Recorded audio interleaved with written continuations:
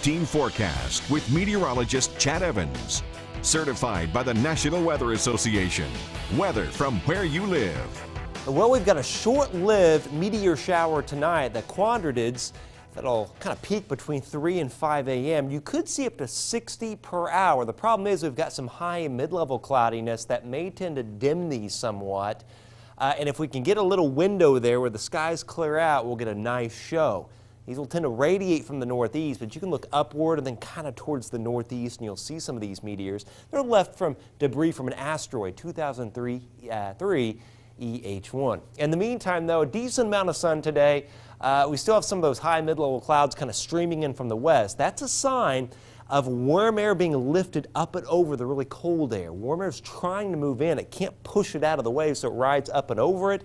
That's why we've got some clouds kind of starting to form in parts of the viewing area. The lake effect has shut down after up to 2.5 inches of snow last night in Fulton County, and the cold air is moving way south. Hard freeze warnings of Lake Okeechobee and a freeze warning for Miami for tonight as the cold drifts southward. But there's a lot of warm air and wind to the west ahead of several Alberta clippers. So that is the tale of our weather. A lot of wind, above normal temperatures, fluctuating back and forth, and largely dry weather with just a few Alberta clippers passing by over about the next week. For tonight, though, the temperature won't fall. It's going to rise overnight. It'll be up to 24 by 11. In fact, by tomorrow morning, we could be up around 27 or 28 degrees as that south to southwest wind kicks in. But boy, it will add a chill to the air, gusts up to 20 miles an hour. Again, just a few moisture-starved clippers in the forecast, above normal temperatures, generally speaking. And boy, a lot of wind. Really, almost every day of the next 7 will be windy. We could get a day or two with winds gusting 40 to 50. And yeah, largely dry weather around here. After rising temperatures tonight, we'll be up to 35 tomorrow in Rochester down towards Denver, 36 Peru. In Tippecanoe County, about 37 to 39 from north to south, 37 Monticello, 38 Lafayette. Warmer still on Thursday with a strong southwest wind.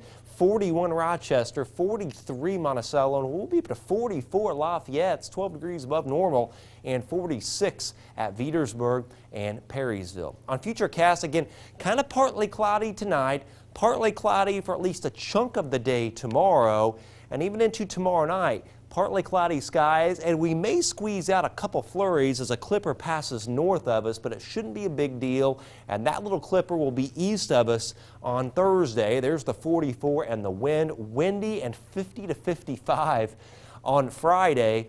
36, though, much colder Saturday with a few scattered snow showers and a lot of wind. Same thing for Sunday, even a little colder at 33, but it warms up again. 45 Tuesday. We'll have another little Alberta clipper pass through on Wednesday. It does look like the pattern will change, though. We may get a few minor snowfalls between about the 11th and 17th, and then a major warm up around the 17th with a lot of rain, perhaps even some thunderstorms, low 60s before it tanks. The European and long-range American models indicating a big temp plunge before we warm right back up later on in the month. So bottom line is get used to the wind, the wide fluctuations in temperature, and not necessarily a lot of snow, but perhaps a little minor snow towards the middle part of the month. 53, though, on Friday, Jeff, after that 38 tomorrow. No big sign of an Arctic blast. If we get one, it would be late in the month. Yeah, boy, you got 63 in the forecast. It looks really warm, especially for about a day or two late in the month. Shorts weather for sure. Okay, thanks, Chad. Well, after Okay. more than 50 suspicious fires are put out in Los Angeles, the suspected arsonist is tracked down.